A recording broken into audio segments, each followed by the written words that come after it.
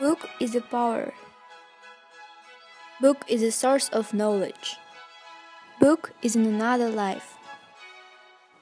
Book is a miracle. So, when you read a book, your knowledge starts increasing and you become smarter. Reading a book is really relaxing to our mind and soul, and also it is very entertaining. So, there is no better way to escape into another world without even leaving your chair. When you read a book, your heart starts pounding and you start feeling hundreds of feelings. Books help us to improve our thinking abilities and also to improve our speech. From the book you learn about past and how to travel to the future. And I don't think that someone in this world hates reading a book.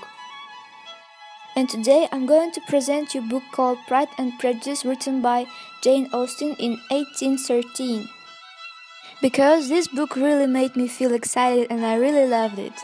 I just couldn't stop reading this book even for a while.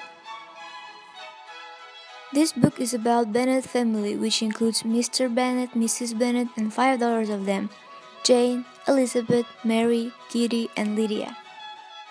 The story begins when Mr. Charles Bingley, who is very rich, charismatic, and handsome, becomes the Bennet's new neighbor. Mrs. Bennet is just really trying to marry all of her daughters, and she believes that he may be the one to marry one of them. The Bennet family meets Mr. Bingley as well as his sister Mrs. Caroline Bingley and Mr. Bingley's very good friend Mr. Darcy.